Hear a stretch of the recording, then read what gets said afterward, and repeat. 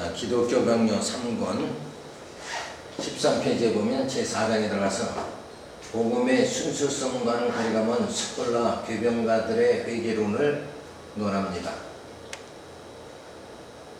회개에 대한 스콜라 교리는 그들은 회개에는 세 가지, 즉 마음의 가책, 입으로 고백, 행실로서의 만족이 주어져야 한다고 주장을 합니다.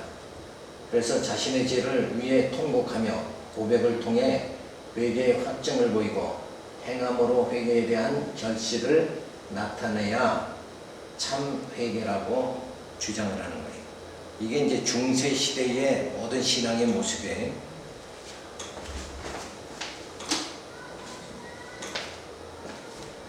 자, 그런데 두 번째 칼빈의 회개에 대한 정의를 보면 죄인은 자기 자신의 가책이나 눈물을 씻는 것이 아니고 두 눈을 주님의 국률로 향하여 죄를 고백하여 용서를 얻어야 한다고 주장을 합니다. 자, 그러니까 요 스콜라의 회개의 교리는 거의 막 마음으로 가책을 느끼고 입으로 고백하고 행실에 만족이 주어져야 된다. 그래서 어떤 선행을 해야 되고 이런 식으로 외형적인 것에 많이 비중이 둔 거예요. 자, 그런데 칼빈은 자기 자신의 가책이나 눈물을 씻는 것이 아니고 두 눈을 주님의 국률로 향하여 죄를 고백하며 용서를 얻어야 된다. 그래서 스콜라의 모습을 보면 행위가 많이 강조되잖아요. 회개에도 행위가 많이 강조되는데 칼빈은 진짜 우리가 행위보다는 먼저 뭐예요? 마음이 변화가 돼야 된다. 참 고백이 내가 죄인이다는 고백이 주어져야 된다. 이렇게 말하잖아요. 근데 성경에서 회개에 대한 정의는 뭐냐면 회개는 중생의 생활의 시작이며 고백을 통해 자신이 죄인임을 깨닫고 육신의 소욕을 죽이고 성령의 소욕으로 살아가게 하는 사건임을 말해주고 있다. 그러니까 이제 육신의 소욕에서 성령의 소욕으로, 그러니까 육에서 영적으로 이렇게 완전히 바뀌어버리는 것, 이게 진짜 회개다. 이렇게 성경은 말하고 있어요. 이 회개도 인간의 의지에 의해서 발생되는 것이 아니고 성령의 인도하심이 있어야 가능하게 된다. 왜냐하면 이미 인간은 죄로 마비된 심령을 가지고 있기에 하나님의 거룩함에 이룰 수가 없기 때문이다. 그러니까 중생함을 받아야죠. 중생한 자에 의해서 이 회개가 진실로 주어진다. 그러니까 아무리 스콜라 신앙이나 칼빈이 말하더라도 그 인간이 죄에서 완전히 사로잡힌 그 타락된 상태에서는 회개를 해봐야 사실은 뭐 또 회개했다 그러고 또 반복된 생활을 계속할 수밖에 없는 거예요. 그런데 성경에서 말하는 육신의 소욕이 하나님의 말씀 깨달으면 육신의 소욕이 소멸돼 버린단 말이에요. 그러니까 예수의 생명이 내 안에 역사되면 내 죄성이 소멸돼 버리니까 그때의 성령의 소욕으로 살아가는 이 회개는 뭐예요? 이 회개라는 것은 돌이킨다는 거잖아요. 완전히 바뀐다는 뜻인데 이렇게 완전히 바뀌어버렸다 그러면은 다시 또 죄를 짓고 회개하고 이런 반복된 생활을 하지 않게 된다. 그래야지 회개를 늘 그냥 밥 먹듯이 회개하고 이렇게 할 수는 없는 거 아니냐 이거예요. 그죠? 그러면 회개 자체가 의미가 없는 거잖아요. 내가 잘못했습니다 하고 남편이 또 바람을 피고 그러면 또 잘못했습니다.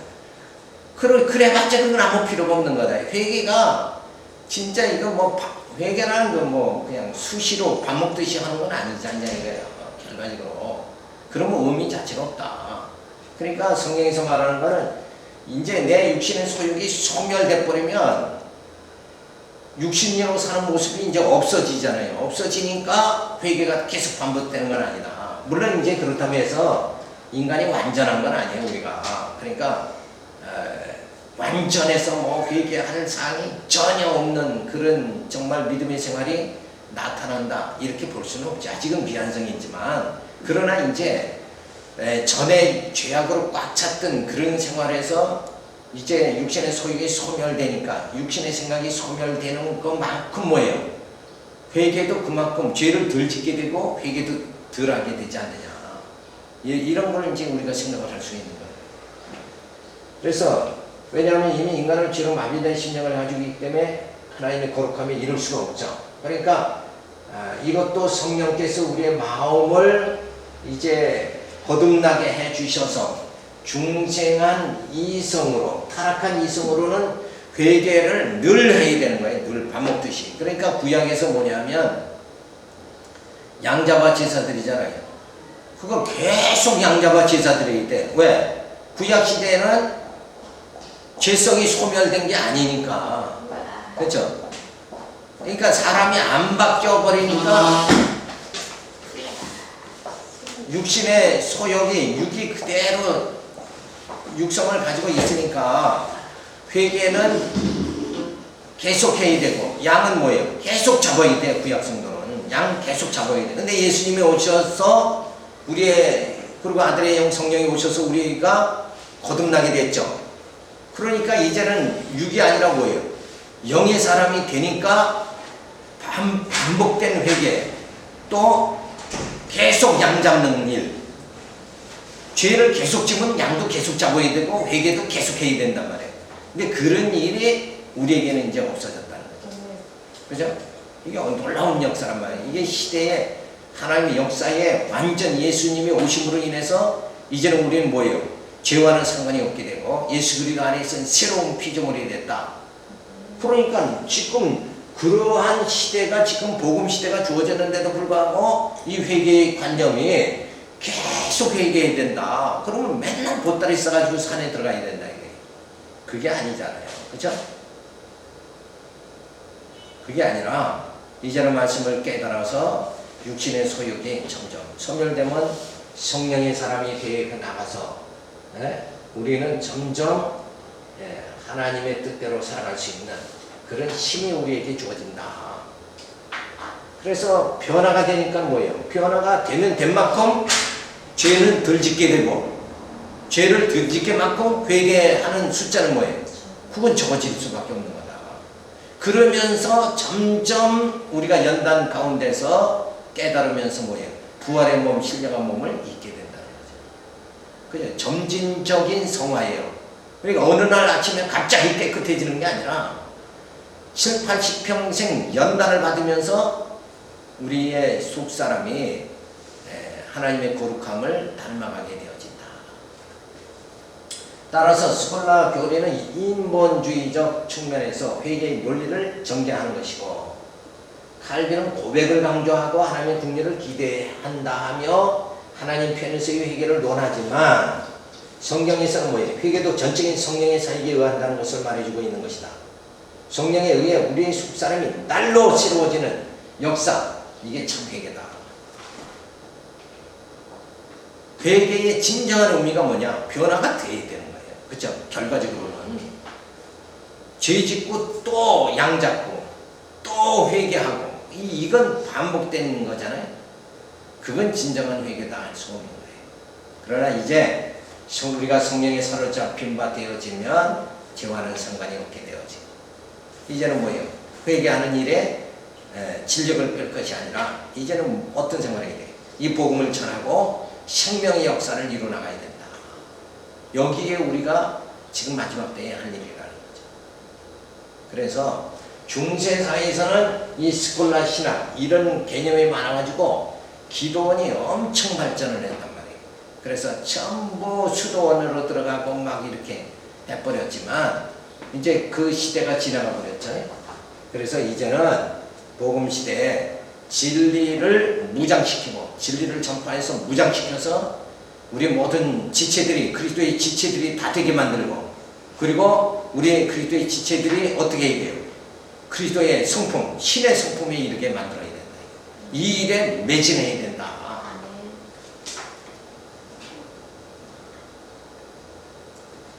자, 그래서 회개는 용서를 구하는 것이다. 그래서 고백해야 되고 그 용서에 대한 만족이 주어져야 된다. 그럼 그 이 만족이 주어진다는 말은 뭐냐면 입술로 회개했으면 회개한 만큼 행위도 달라져야 된다. 그죠? 그런 걸 만족이라는 거예요. 그러니까 회개에 대한 행위가 나타나야 된다. 말 입으로만 회개하고 행위로는 전혀 나타나지 않는다 그러면 그게 무슨 회개냐? 이런 차원으로 얘기하는 거죠 지금. 그래서 마음과 입술 그리고 행위. 그래서 행위에 회개의 열매가 맺어져야 된다. 그러니까 낙태의 죄를 지면 어떻게 해야 돼요? 정기적으로 고아원에 10,000원씩 보낸다든가 이런 행위가 회개에 합당한 행위가 열매가 나타나야 된다. 이러니까 가톨릭에서는 막 그냥 그런 사회사업이 많이 발전하는 거죠. 그러니까 이제 뿌리가 이런 데서 나온 거예요. 회개의 뿌리에서 자선사업이 나가는 거예요. 그게 아니라 우리는 하나님의 진짜 성령의 인도함을 받으니까 이제 우리 믿음의 역사, 사랑의 수고 이런 복음적인 차원에서 봉사가 나가야 된다. 그거하고 내가 내 죄를 해결하기 위해서 봉사하는 거하고는 다르다. 전적으로. 그렇죠. 의미 자체가 다르잖아요. 그래서 구원에 이르게 되어져야 된다. 이렇게 말하는데 우리가 회개는 죄인임을 깨닫고 긍휼을 수원하는 것이다. 그래서 내가 죄인이니까 내가 이렇게 죄 있을 수밖에 없는 연약한 존재니까 하나님께서 성령께서 나를 붙잡아 주시옵소서. 이런 그 마음을 가져야 되고 그리고 성령에 의해서 중생한 생활이 시작이 되죠. 그러니까 어떤 입술로 고백하고 행위가 나타나고 이건 거의 다 인간을 중심으로 한 거란 말이에요. 그런데 중생의 생활이 시작이 되면 말씀이 내 안에 임하면 내 입술과 마음과 행위가 변화가 되어버린다. 성령에 의해서. 그러니까 회개 자체도 사실은 성령이 다 해주신다. 이렇게 말해야 되는 거예요. 그래서 육신의 소욕이 점점 소멸되고 성령의 소욕에 열매가 맺어지게 되어진다. 그러니까 어떤 내가 회개한 만큼 행위가 나타나야 된다는 어떤 압박감에 의해서 의무감에 의해서 규범에 의해서 살아가는 것이 아니라 이제는 말씀이 내 안에 임하니까 뭐예요? 말씀이 내 마음을 정결케 거룩해 해주고 그리고 성령의 소욕의 행위 믿음이 주어지니까 믿음의 행위가 자연적으로 수반돼서 따라 나온다. 그러니까 회개라는 것이 정말 이게 자연스럽고 큰 무거운 짐이 아니라 자연스러운 거다. 이런 생활이 주어지니까 육신의 소욕이 소멸되고 성령의 소욕이 말씀을 통해서 육신의 소욕이 소멸되고 성령의 소욕이 나타나게 되어지니까 우리의 속사람이 날로 새로워지게 된다. 그러니까 말씀이 임하면 내 안에 탐욕이 없어진다. 그러니까 형제와 다투는 일이 없어지게 되어지죠. 그러니까 형제를 사랑하고 짐을 져주는 생활. 이게 되어지니까 그런 생활을 하니까 마음이 벌써 새롭게 됐죠. 거룩해졌죠. 점점 거룩해지잖아요. 성화가 되어지니까 우리의 속사람이 날로 새로워진다. 자, 이런 변화가 주어지는 거 이게 뭐라 그래? 회개다. 여기까지 이르러야 회개가 되는 거예요. 회개. 근데 이 과정을 보면 저쪽에서 스콜라 신학에서의 과정, 가톨릭에서의 회개에 대한 과정을 보면 전부 다 인본주의적이잖아요. 내가 고백해야 되고 내가 회개에 만족한 행위가 나타나고 그러기 위해서는 내가 뭔 선한 일을 해야 되고 이렇게 해서 완전히 인본주의. 그래서 회개의 열매를 맺으려고 애를 써야 되니까 신앙이 무거운 짐이 돼버린 거예요. 그런데 우리가 성경에서 보면 회개라는 것은 진짜 내가 죄인입니다. 나는 무익한 종입니다. 이거 깨닫는 게 회개의 시작이라는 거예요. 그래서 이제 우리의 중생한 생활이 시작되고 말씀이 임하니까 내 속에 있는 탐심, 시기, 질투 이게 소멸돼 버리잖아요.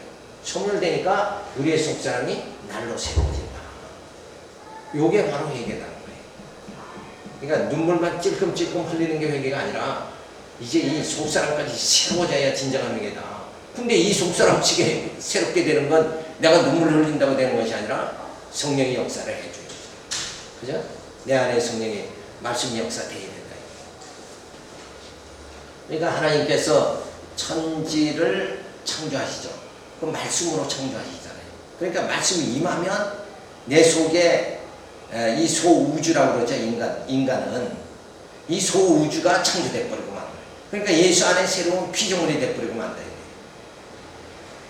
이런 속사람이 날로 새로워져야 된다. 따라서 진정한 회개는 인간의 노력에 의한 거룩함이 아니라 여기 이쪽에서는 뭐예요?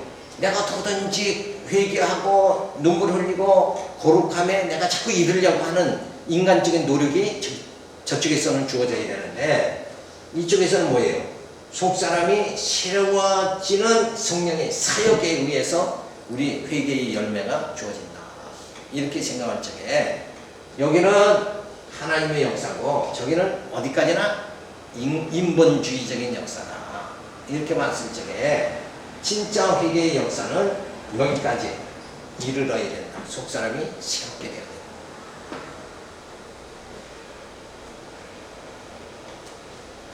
자, 그 다음에 보면 5장에 들어가서 중세교회의 고해 성사와 면죄부와 연호.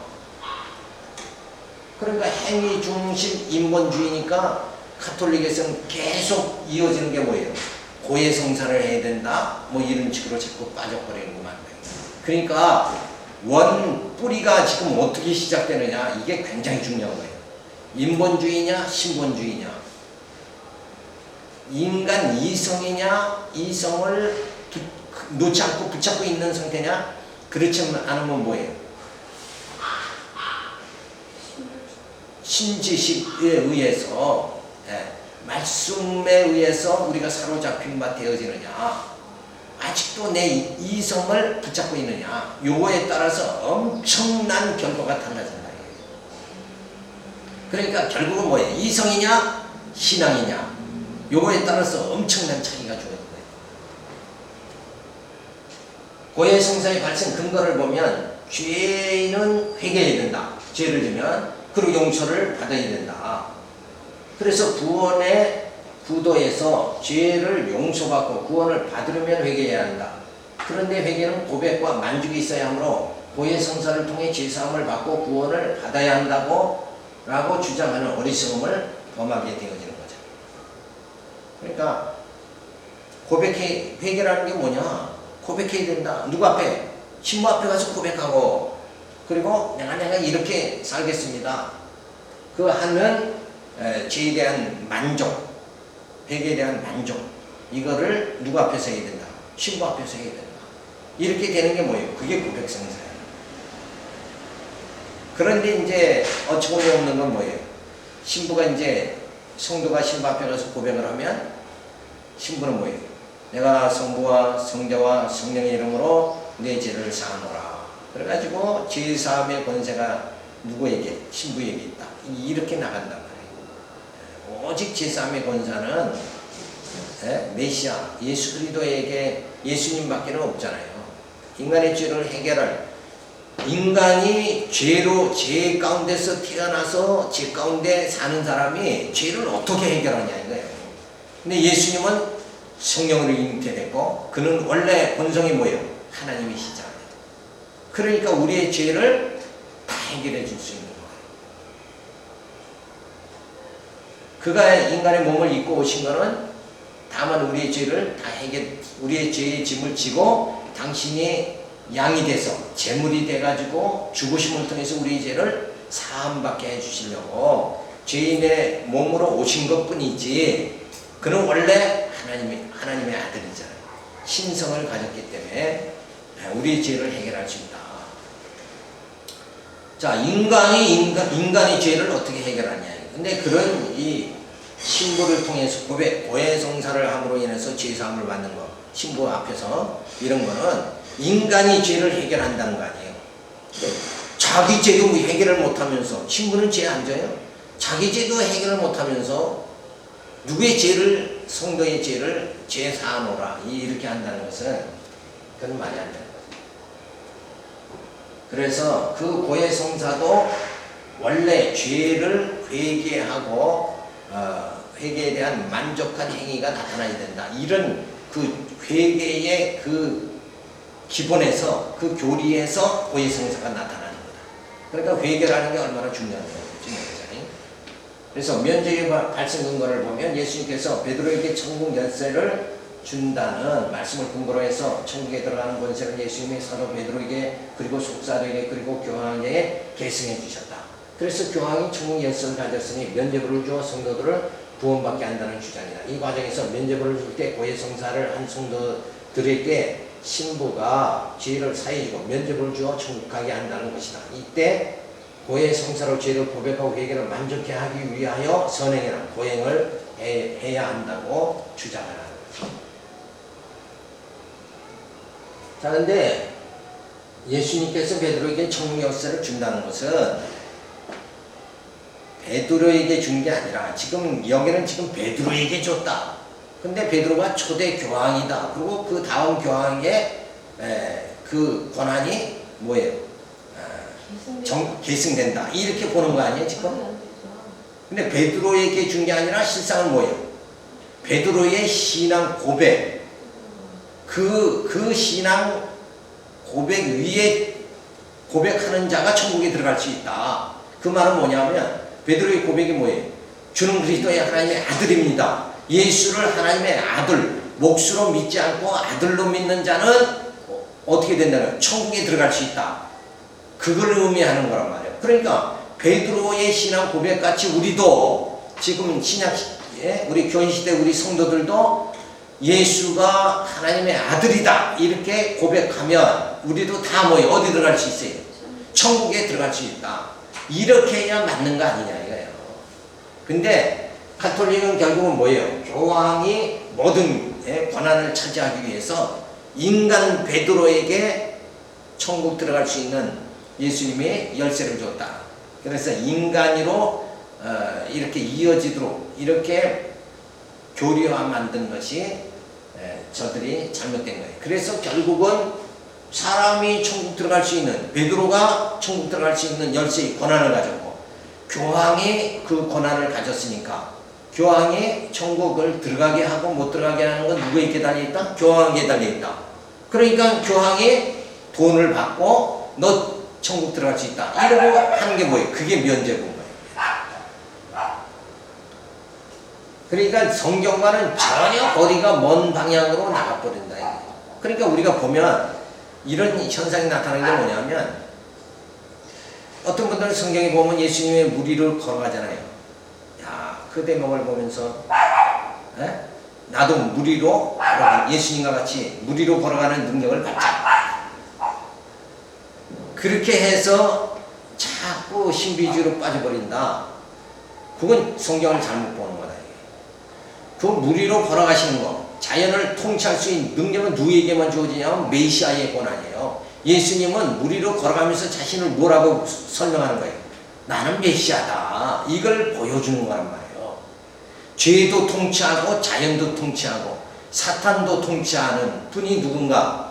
그분이 메시아란 말이에요. 근데 우리는 성경을 보면서 나도 그런 능력을 받아야 되겠다. 이렇게 빠지니까 이단이 자꾸 등장하는 거예요. 그래서 나중에는 뭐예요? 조금 능력 받으면 능력이 있는 것 같으면 나중에 결과적으로 뭐라고 그래요? 내가 예수다. 이렇게 나와버리는 거예요. 끝에서는.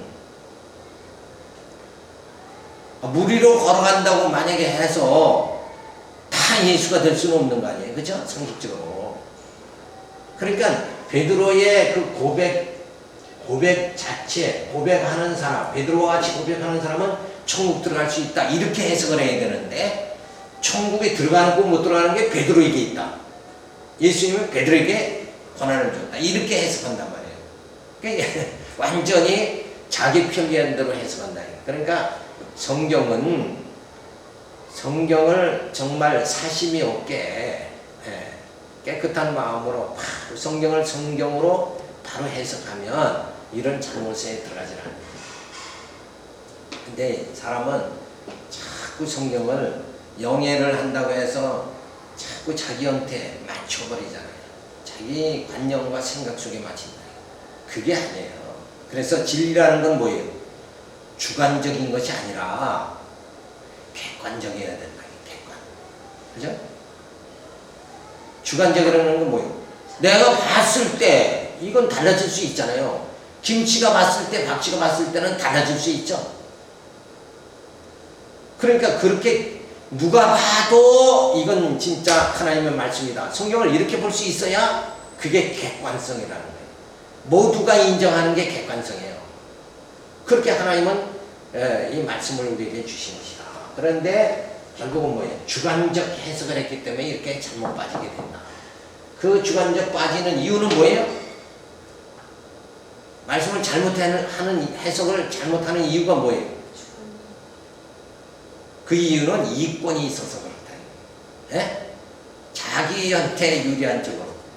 교황이 자기한테 유리한 쪽으로 해석하니까 베드로에게 열쇠 주었으니까 베드로가 천국 들어가기도 하고 못 들어가기도 한다. 그 인간이 어떻게 천국 들어가게 하고 못 들어가게 하느냐.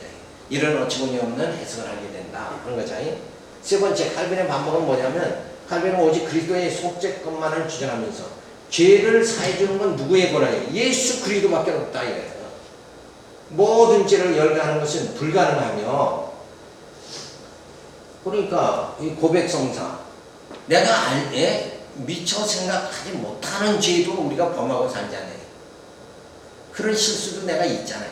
그런 것까지도 어떻게 해결을 하느냐, 이런 걸 말하는 거예요. 그래서 모든 죄를 열거하는 것은 불가능하며 완전 고의의 요구는 양심에 고통을 주게 되며 올바른 고백은 하나님 앞에서 자신이 죄임을 아는 것이라고 주장합니다. 약간 무슨 죄를 졌습니다. 이것보다는 나는 죄인입니다. 그러면 다 해결되는 거 아니냐 이거예요. 그죠? 내가 거짓말을 했기 때문에 나는 죄인입니다.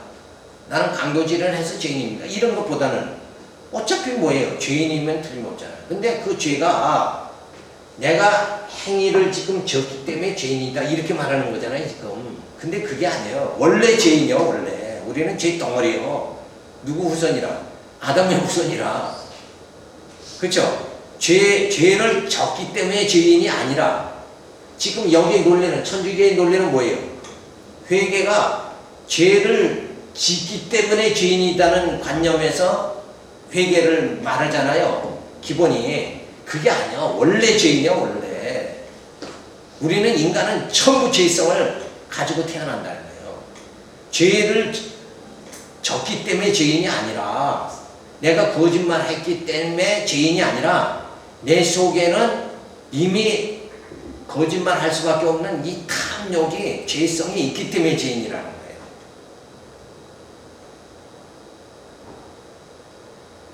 이게 개념이 다르다는 거예요. 그죠? 원래 죄인인데 뭔 죄를 쳤다고 해서 흑인이 세수 한번 했다고 얼굴이 하얘지는 건 아니잖아요. 원래 까만데. 그죠? 그러니까 원래 우리는 하나님 앞에 죄인이에요.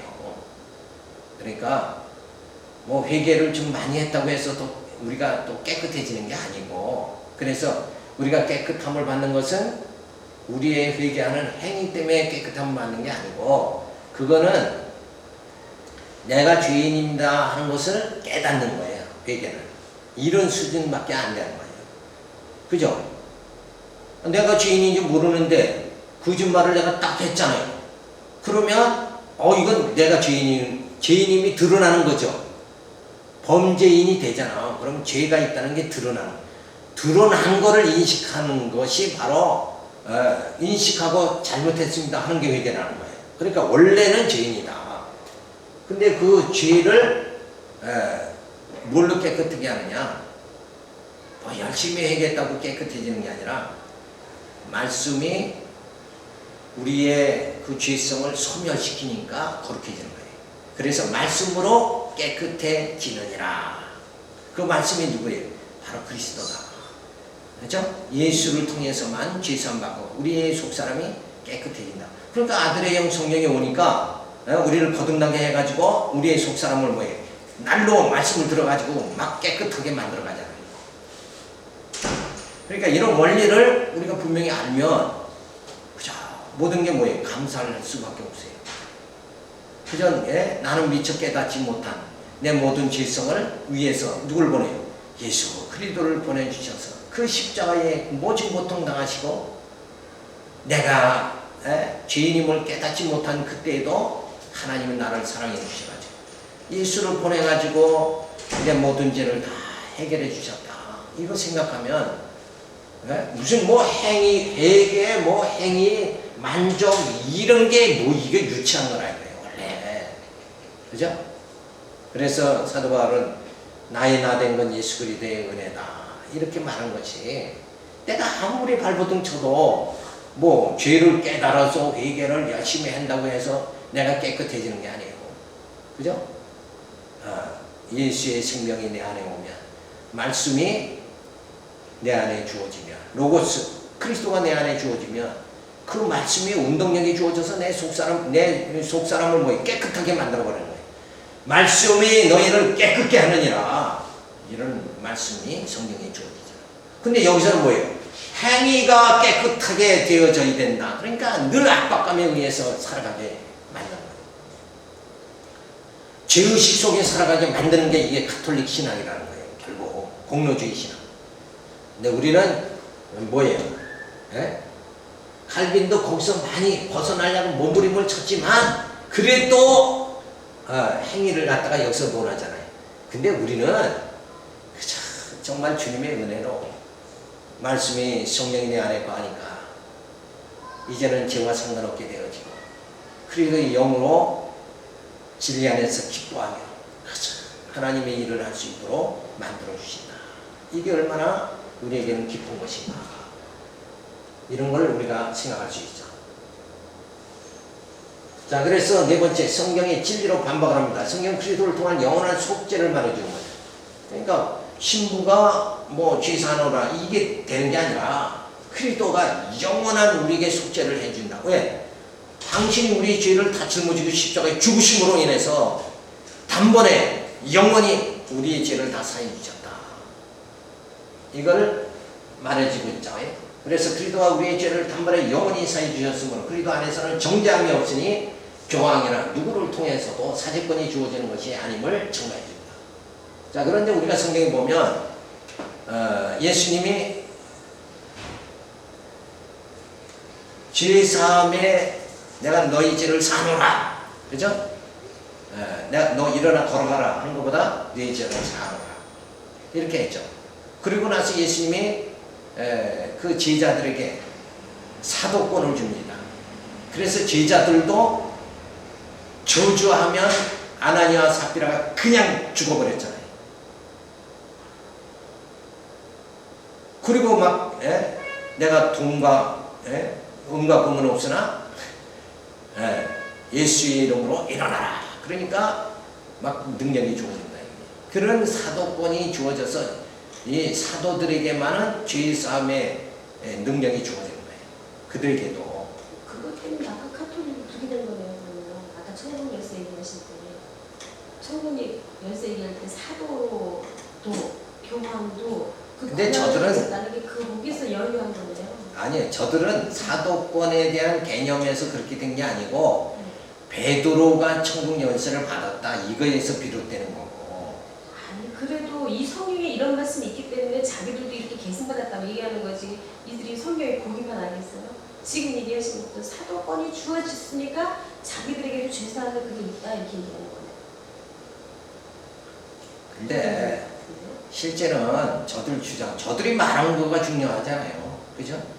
그렇게 주장한 게 아니라 우리도 사도다 저들이 이렇게 말한 게 아니라 베드로가 초대 교황이고 그에 의해서 2대 교황, 3대 교황 이렇게 나와고 그 교황이 저 신부들에게 권한을 줘가지고 이렇게 한다. 이게 그러니까 그 천주교는 조직체로서의 이게 모습이 이어진 거고, 즉 그래서 이제 예수님은 사도들에게만 사도권을 주시고 그 이후에는 그게 다 단절이 돼요. 왜 그런가 하면 베드로에게 엄청난 그 막 아나니아 삽비라를 저준 그 자리에 죽어버리죠. 이런 권한을 준 것은 뭐냐 하면 예수가 그들이 전한 게 뭐예요? 사도들이 누구를 전해요? 그리스도를 전하잖아요.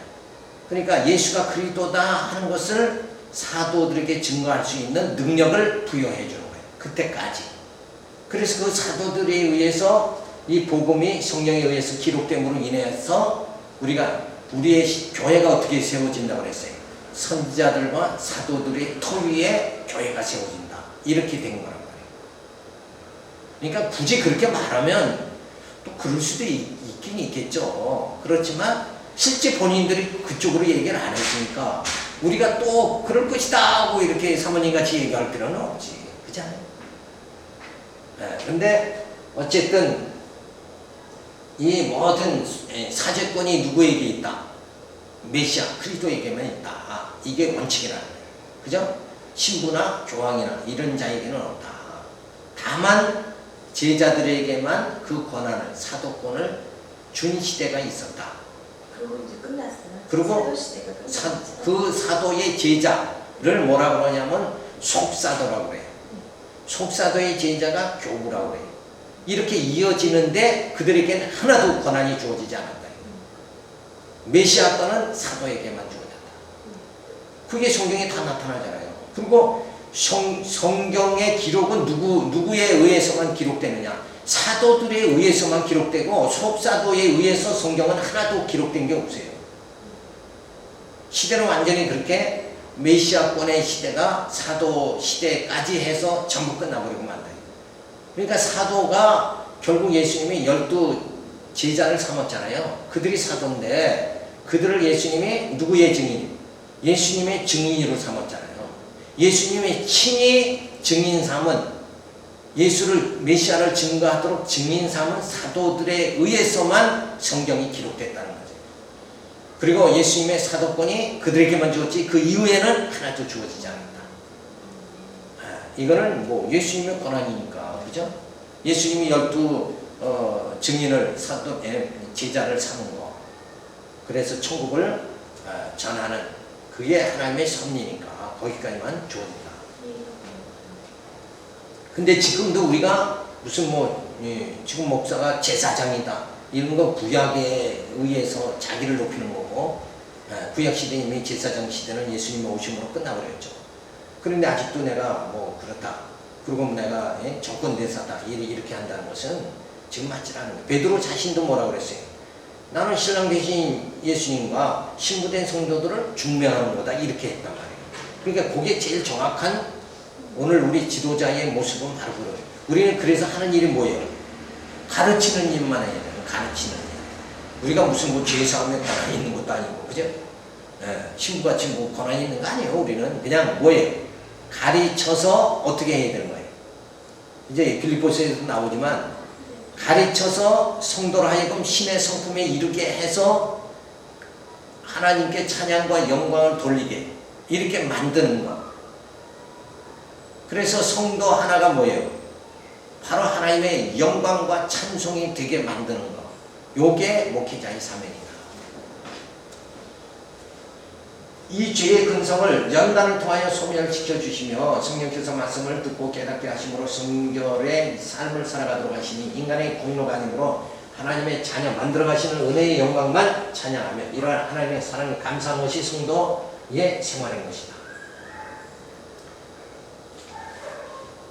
따라서 죄를 통해 자기 발견하게 하며 육은 매일 죽고 영이 사는 섭리를 통해 하나님의 형상을 이루어가게 하시는 것이다. 자, 이런 과정이 뭐예요? 회개의 진정한 과정이다. 자기 발견이 회개예요, 사실은. 하나님 앞에 내가 어떤 존재냐, 요거 깨닫는 거, 자기 발견하는 거. 자기 발견하면 자신이 뭐라고 생각해요? 나는 의인이 아니라 죄인이다 하고 발견을 하잖아요. 그래서 말씀으로 육이 매일 죽고 영이 사는 섭리를 통해서 이런 연단을 통해서 하나님 형상 이루어가게 하는 거, 이게 바로 회개의 열매는 뭐예요? 하나님 형상 이루어가는 거예요. 그러니까 회개하고 난 회개했다 그러면 내 마음은 편하다 이 정도로 머무르는 게 아니라, 그죠? 자기 만족에 나 회개했다 그러면 자기 만족에 머무르는 게 아니라 내가 어떻게 돼요? 하나님의 형상으로 신의 성품으로 이게 바뀌어져야 된다. 그게 진정한 회개의 열매다 이렇게 볼 수가 있잖아요. 다섯 번째 로마 가톨릭의 오론이 뭐냐? 교회의 머리는 그리스도인데 교회의 머리는 교황이라고 주장합니다.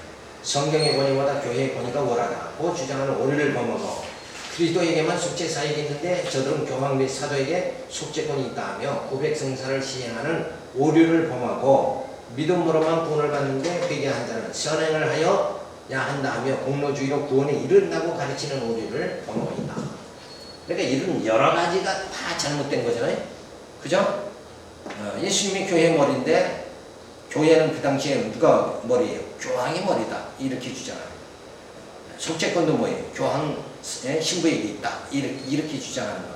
이런 것이 다 잘못된 것이다. 자, 여섯 번째로 구속사적 회개의 개념을 우리가 살펴보면 죄를 용서 그리고 구원의 구도에서 회개는 살면서 발생하는 범죄를 회개하여 용서를 구하는 것을 말하며 바른 회개의 삶은 성도의 선행을 통하여 완성된다고 주장한다. 자, 이렇게 생각하면 뭐예요? 선행을 못하면 무거운 짐을 지고 살아갈 수밖에 없다. 근데 그게 아니라 말씀이 내 안에 임해서 내 속에 육신의 소욕이 소멸되어 버리잖아요. 그래서 성령의 소욕으로 막 기쁨으로 살아가게 되면 이제 모든 게 뭐예요? 회개한 그 열매가 나타나는 거예요. 내 자신이 뭐예요? 신의 성품으로 자꾸 이르게 된다. 그때는 짐이 하나도 되질 않는다. 그게 바로 하나님의 역사다.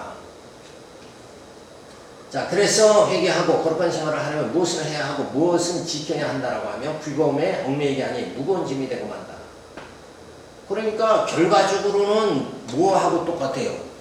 구약시대 율법의 규범에 매여가지고 막 그냥 고달픈 생활하는 거고 똑같다는 거예요. 그럼 예수님은 오셨는데도 불구하고 가톨릭에서는 계속 율법 시대와 같이 얽매여서 살게 만들어버린다. 그러니까 이게 참 뭐 도저히 이해를 할 수 없는 상태죠. 그리고 하나님의 은혜에 보답해야 한다며 요게 개혁 쪽에서는 가톨릭보다 개혁 쪽에서는 하나님의 은혜에 보답해야 된다 이런 식으로 나간단 말이에요. 이것도 역시 짐이 무거운 짐. 우리가 뭐 보답은 뭘 인간의 능력으로 뭘 하나님 앞에 하나님의 뭐 부족한 게 있다고 우리가 보답을 하냐. 그 하나님이 인간이 째짠 그 보답받고 하나님이 기뻐하실 거냐. 그건 아니잖아요. 그러니까 그런 엉뚱한 생각을 하는 거죠. 공로주의에 빠지게 한다. 은혜에 보답해야 된다 그러니까 자꾸 공로주의에 빠진다 이게. 우리는 그런 은혜의 보답이 아니라 그냥 우리를 예수 그리스도를 보내주시고 성령을 보내가지고 우리를 정말 속사람은 날로 새롭게 해서 신의 성품에 이르게 하고 구원에 이르게 하시는 그 모든 섭리를 베풀어 주신 하나님께 대하여 뭐예요? 찬송과 영광만 돌리면 되는 거지 보답이 아니야. 보답. 우리가 뭐 보답할 게 뭐가 있어. 그죠? 그냥 우리는 뭐예요? 감사합니다. 그렇게 해주신 하나님께 감사합니다. 우리를 예수 그리스도 보내주시고 성령을 통해서 우리의 속사람이 신의 성품에 이르고 하나님을 형상을 닮아가게 만들어서 우리를 부활의 몸, 신령한 몸을 있게 해가지고 구원해 주시는 그런 역사를 그런 성전을 다 베풀어 주신 하나님께 우리는 다만 뭐예요? 감사할 뿐이다. 감사하니까 뭐예요? 찬양이 터져나오는 거죠. 그러니까 어떤 뭐 은혜의 보답 뭐 이런 행위 이게 아니라 우리는 뭐만 하면 돼? 찬양만. 그러니까 에베소에서 뭐예요? 찬송하리로다 이러고 시작하잖아요. 인간이 하나님 앞에 할 수 있는 거는 그냥 그 하나님의 영광을 찬양 드리는 것 밖에는 아무것도 없어요.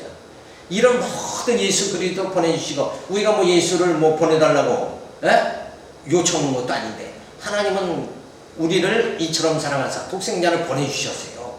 이게 우리의 요청에 의해서 예수님 오신 게 아니에요. 예수님 오시지 않으면 우리 죄를 해결하면 받을 방법이 없잖아요. 근데 우리를 죄에서 구원해 주시려고 하나님은 뭐예요? 당신 세상을 이처럼 사랑하사 독생자를 그냥 보내주셨다. 그게 하나님의 사랑이었다.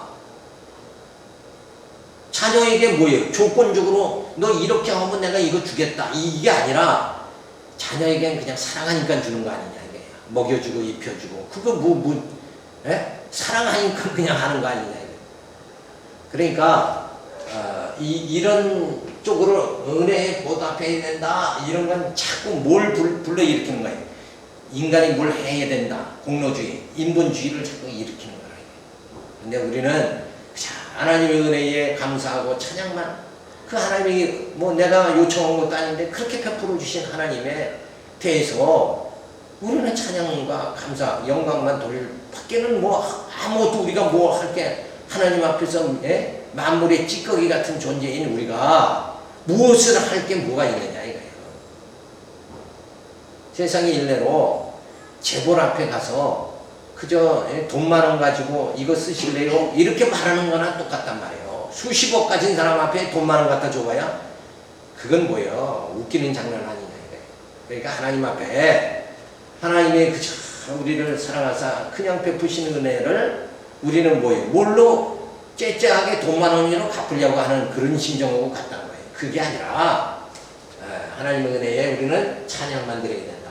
그래서 십계명이 명하는 대로 하나님 사랑과 이웃 사랑을 이루며 살아가야 한다고 행위 거룩하며 이르라니 무거운 짐이 자꾸 되는 거예요. 내가 하나님 사랑 내 힘으로 나를 중심으로 해서 내가 어떻게 해서 이웃을 사랑하고 하나님 사랑한다. 이 율법을 내가 할 수가 있느냐? 할 수 자체가 없어요. 근데 하나님 사랑하게 만들어 주죠. 이웃 사랑에 만들어 주시는 이가 누구냐? 하나님께서 예수 그리스도 보내고 성령을 보내서 성령에 사로잡힌 바가 되니까 뭐예요? 하나님 사랑, 이웃 사랑이 돼버리는 거예요. 그러니까 사랑도 하게 해 주시는 거다. 누가? 성령이 나로 하여금 사랑하게 해 주시는 거지. 내 이 속에서 쫓겨난 이 심장 속에서 사랑이 나오는 게 아니다. 그래서 사랑이라는 건 인간이 생산하는 게 아니고 하나님의 사랑이 우리 안에서 나를 통해서 그 하나님의 사랑이 뭐예요? 표현되는 거다. 원래 있는 사랑이 표현되는 거다. 이렇게 말해야지. 우리는 마치 우리가 사랑을 만들어 창조한 것 같이 생각하면 안 된다. 그게 맞죠? 우리가 뭘 만들어요? 만드는. 그러니까 은혜가 되어지는 거라고. 이게 모든 게 다 하나님의 은혜다. 내가 형제를 사랑할 수 있는 것도 하나님의 은혜다. 왜? 내가 사랑을 창조해서 만들어가지고 내 오장육부에서 사랑을 만들어가지고 형제 사랑하는 것이 아니라 하나님의 사랑이 내 안에 거해서 누구를 통해서? 그리스도의 십자가 사건을 통해서 그 하나님의 사랑이 내 안에 거하니까 그 하나님의 사랑이, 하나님이 나 같은 죄인을 이렇게 사랑해 주신 그 하나님의 사랑이 너무나도 감사하니까 형제 사랑이 나타나게 된다. 그래서 내 것에 의한 사랑이 아니라 하나님의 의한 사랑이다. 자, 그런 관계를 보면 이런 이론이 맞는 거에 틀리는 거예요. 이게 전혀 틀리다는 거예요. 우리가 하나님 사랑해야 됩니다. 우리가 형제 사랑해야 됩니다.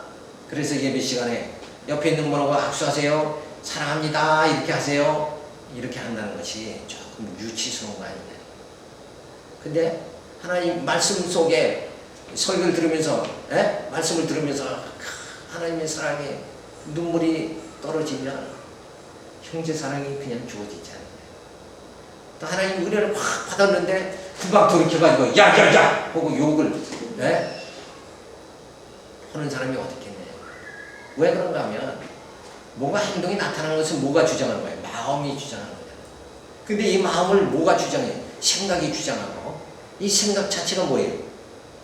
진리가 우리의 생각을 주장한다는 거예요. 그러니까 하나님의 영원한 사랑이 내 생각을, 내 두뇌를 지배하고 내 심장을 지배하면 형제 사랑은 뭐예요? 그냥 나타나는 거예요. 그죠? 자녀를 내가 이놈을 내가 사랑해야 되겠다 이런 게 아니라 그냥 해산의 고통을 통해서 내가 내 생명과 바꾸면서, 그죠? 죽을 고비를 다 넘기면서 자녀를 낳았으니까 사랑이 그냥 해야 되겠다 해서 사랑하는 것이 아니라 사랑은 뭐예요? 그냥 해지는 거예요. 해지는 거. 자연스럽게 자녀 사랑을 아들과 딸한테 이를 악물고 내가 오늘 너 사랑하겠다 이러고 사랑하는 게 아니라 그냥 해진단 말이에요. 그거는 그냥 해지는 거를 뭐 그게 가벼운 거지. 네? 억지가 아니죠. 무겁질 않죠. 그래서 바로 그게 그 하나님의 나를 꾀죄죄한 나를 하나님이 내가 뭔데 무엇이간데 나를 그쵸? 사도 바울이 그러잖아. 무엇이간데 나를 하나님이 사랑해 주셨는가. 그리고 사도 중에 큰 사도를 삼으셨는가. 이거 생각하니까 사도 바울은 생명을 다 던지면서 복음을 전하지 않네. 사도 바울이 순교할 수 있는 그 힘이 주어지는 건 뭐예요? 어디서부터 주어? 하나님이 나 같은 죄인을 사랑해 주신 그 사랑에서 출발이 된 거다 이거예요. 근데 우리는 복음 전하는 건 누가? 여기서부터 시작이 되는 거야. 나서부터 시작. 그게 아니라 복음은 벌써 하나님의 사랑이 내 안에 거할 임할 때부터 시작되는 거예요. 그러니까 복음 자체는 뭐예요? 누가 전하게 하는 거예요? 결국 하나님이 전하게 하는 거다. 그래서 모든 것은 뭐예요? 그에게서 나오고 그로 말미암고 그에게로 돌아가느니라. 우리의 모든 사랑도 어디서 나와요? 하나님께서 나오고 하나님으로 내 안에 말미암고 그쵸? 말미암고 그리고 내게서 하나님의 사랑이 나가는 것이다. 자, 이런 원리를 우리가 생각할 수가 있죠. 그래서 거룩한 성도의 생활이 뭐냐? 성도의 생활은 어떤 규범을 지키는 공로주의에 오는 것이 아니라 이 공로주의는 뭐예요? 어디서부터 시작하는 거예요? 나서부터 시작하는 건데 우리의 거룩한 생활은 뭐예요? 누구로부터? 하나님으로부터 시작이 되는 거다. 원천이 하나님으로부터 시작되는 거지 인간에게서부터 시작되는 건 전혀 아니다. 그리스도의 생명을 공급받는 만큼 속사람의 영이 자라게 되며 그죠? 그러니까 그리스도의 생명이 공급되는 거 공급받는 만큼 이랬는데 이게 뭔 말이냐? 하나님이 말씀으로 생명으로 오신 로고스로 오신 예수를 그 말씀을 깨닫는 것만큼 우리의 영이 성숙해진단 말이에요. 그렇죠? 지식이 많은 만큼 성숙해지잖아요. 그러면 행동하는 것도 달라지죠. 그러니까 만약에 그냥 초등학교 나온 사람하고 고등학교 나온 사람, 대학 나온 사람 뭔가 조금 행위가 달라지지 않냐. 많이 배운 만큼 조금 달라지지 않냐. 그런 거나 우리가 하나님 말씀 그리스도의 생명이 많이 공급받는 것만큼 뭐예요? 우리의 거룩한 생활이 나타난다. 그러니까 내가 거룩하게 살아가고 못 살아가는 건 어디서부터 주어지는 거예요? 그리스도의 생명이 얼마만큼 공급되느냐? 내가 말씀을 얼마만큼 깊이 깨달아서 내 영혼이 그 말씀에 의해서 사로잡히느냐? 여기에 따라서 달라진다. 그 성령이 확 사로잡히면 육신의 행위는 덜 나타나잖아요. 이건 당연한 거 아니냐 이거예요. 그러니까 가장 중요한 건 뭐예요? 그리스도의 생명의 공급을 많이 받느냐. 이게 중요한 거다는 거죠. 그러니까 이 공급을 많이 받으려면 뭐예요? 열심히 말씀을 상고하는 것밖에는 방법이 없다는 거예요. 그죠? 그건 단순한 거 아니에요. 그건 분명한 거예요. 뭐냐면 맨날 카페로 가는 사람은 이게 영적 성숙이 안 주어지죠. 근데 교회로 열심히 와서 말씀을 계속 영적 말씀을 계속 들으면 뭐예요? 영적으로 성숙해지는 건 당연한 거 아니냐. 그리스도의 생명이 공급되는 만큼 영적 기능이 살아나서 하나님의 뜻대로 살아가게 되는 것이니 무거운 짐이 되지 않고 가벼운 짐이 되는 것이다. 근데 무거운 짐은 어디예요? 어떤 공로. 내가 거룩하게 살아야 되겠다. 이런 그죠? 착하게 살아야 되겠다. 이건 인간을 중심으로 해서 시작됨으로 인해서 무거운 짐이 되는 거고 그리스도의 생명이 공급받아가지고 그 힘으로 거룩한 생활이 주어질 때 가벼운 짐이 되어진다. 그리스도의 생명이 그래서 무거운 짐이 아니고 가벼운 짐이 된다. 그래서 영적 기능이 살아나게 하려면 신령한 젖을 사모하며 영적 양식을 먹어야 된다. 이게 정답인 거예요. 그래서 사도 바울은 뭐라 했어요? 너희가 신령한 젖을 사모해라. 젖을 먹어야 자라나는데 젖을 먹을 생각을 안 하고 어떻게 거룩한 생활을 하려고만 노력을 한 이렇게 착하게 살아라 선을 행하라 이렇게만 한다고 해서 선이 행해지느냐. 그죠? 야 키를 한 자 더 커라 이런다고 해서 키가 커지느냐. 뭘 먹어야 돼요? 젖을 먹어야죠. 영양을 공급받아야지 키가 커지지. 키 커라고만 자꾸 한다고 해서 키가 커지느냐 이거예요. 누군 뭐 키 크고 싶지 않아서 이렇게 짧게 살아요. 그죠? 그러니까 신령한 젖을 사모해 진리를 충만하게 그 진리를 깨달으면 하나님의 그 사랑에 충만하게 되죠. 그러니까 영혼의 평강이 주어진다. 그래서 내 영혼이 편안하니까 어떻게 돼요? 네? 점점 거룩한 생활이 주어진다. 그래서 거룩한 생활은 결국은 뭐예요? 인간에게서 시작되는 게 어떤 규범에서 시작되는 게 아니라 어디서? 말씀에서 시작된다. 그리스도의 생명에서 시작되는 거지. 그래서 연옥설을 반박하는데 로마 가톨릭은 죄책은 용서받으나 형벌 혹은 이후의 범죄는 면제받지 못하며 선행과 고행을 통하여 하나님께 만족을 드려야 하며 사제는 고해한 사람들의 죄책과 형벌을 면제시켜 주며 고해 생사에 빠져서 잘못된 자들에게 하는 것이 연옥이다 주장한다. 그래서 그러나 올바른 고백은 하나님 앞에서 자신이 죄인임을 아는 것이며 그리스도만이 속죄는 일이 있으면 고백은 해야 된다. 고백은 해야 된다. 내가 잘못했다 그러면 잘못한 것을 시인한다. 이런 건 해야 되지만 여기서 말한 대로 어떤 죄책과 형벌을 고해성사로 다 사함받는다. 이렇게 죄 사함받는다. 이렇게 생각한다는 건 잘못된 거다. 그래서 이 연옥이라는 거, 죄를 지은 사람들이 연옥을 들어간다. 이런 연옥 사상도 결국 뭐예요? 잘못된 것이다. 이렇게 볼 수 있죠. 5분 쉬었다가.